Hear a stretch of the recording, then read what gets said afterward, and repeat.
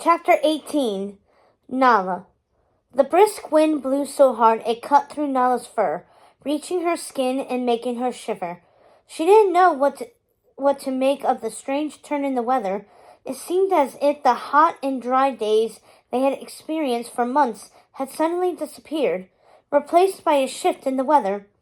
Starting with the violent storm she and Abena had suffered through, it was chilly, with a heavy dampness that continued to saturate the air.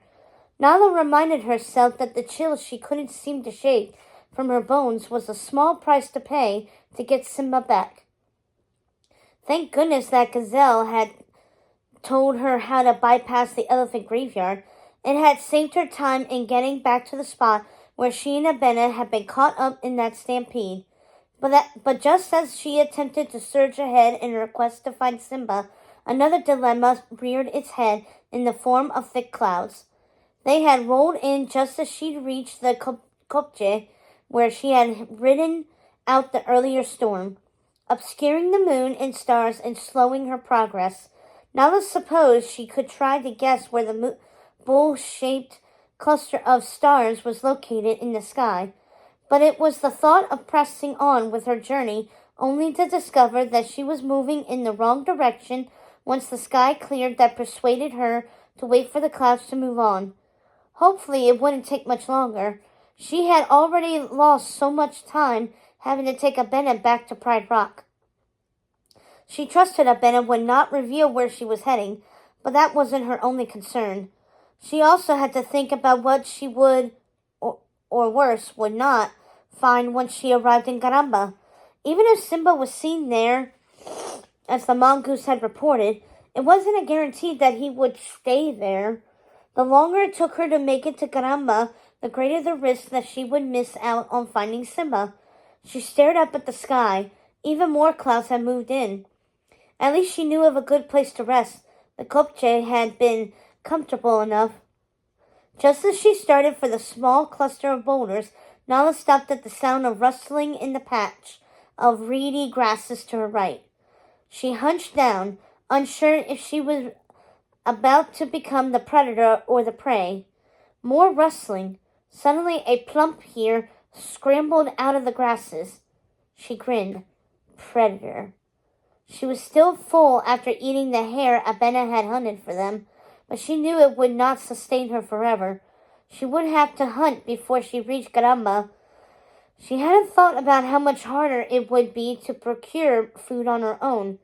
There was a reason the lionesses hunted in pairs, and often groups of 3 or 4, and why it took years of practice. Of course, that's what she could do while she waited for the clouds to move. She could practice hunting.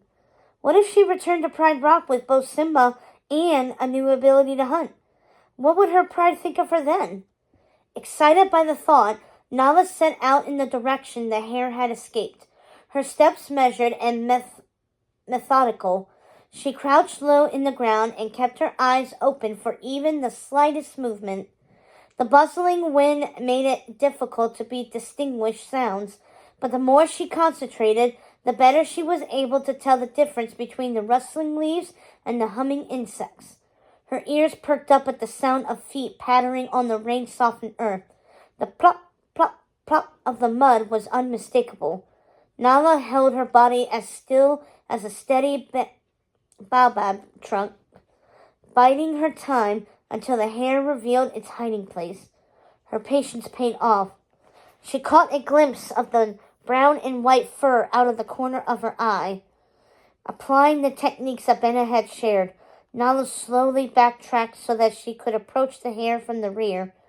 Taking cover behind a bush that had just begun sprouting new leaves, she zeroed in on her prey. Nala pounced and caught the hare. She sat on her hind legs and clenched the hare between her paws before releasing it from her teeth. She stared at the creature in wonderment, hardly able to believe that had just happened.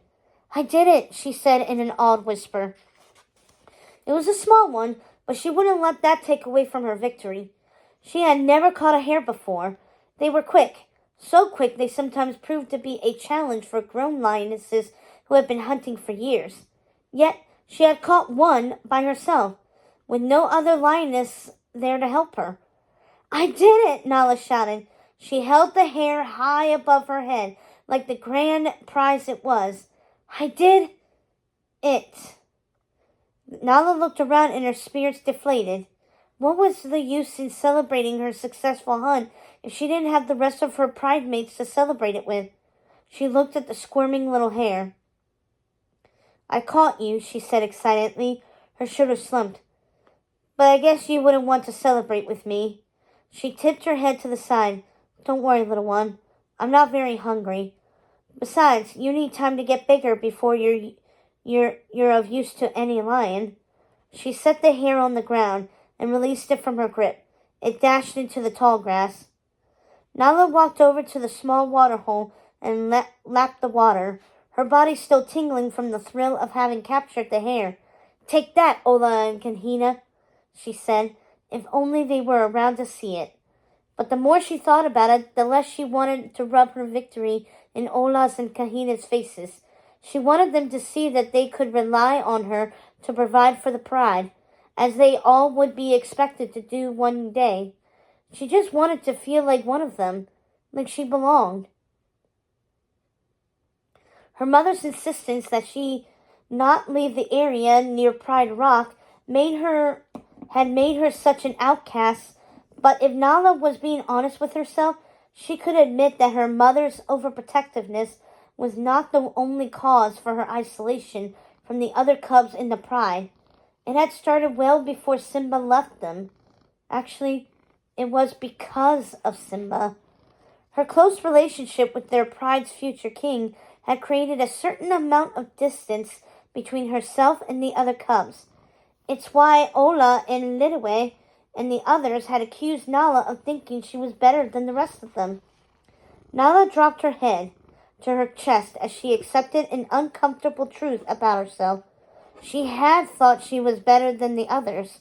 Not better, but more important. Not everyone could call themselves the future king's very best friend. How could she not feel special?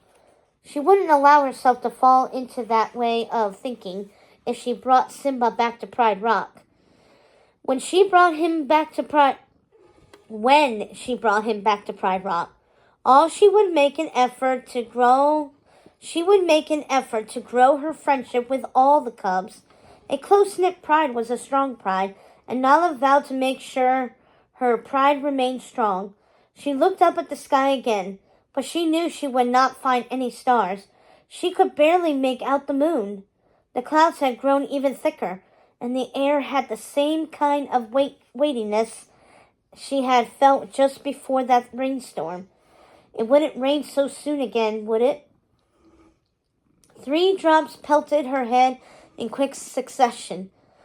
Oh no, Nala said. Not again. But yes, here it was. Those 3 fat drops, quickly numbered too many for her to count. The rain bombarded her, pounding the ground in a deluge that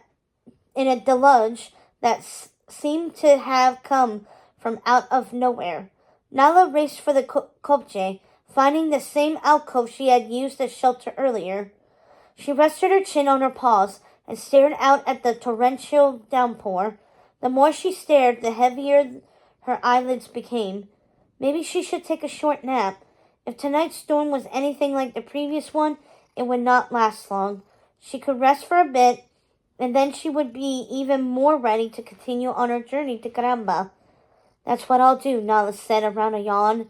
I'll take just a short nap. She lolled her head to the side and closed her eyes, letting the melodic pounding of the rain carry her to sleep.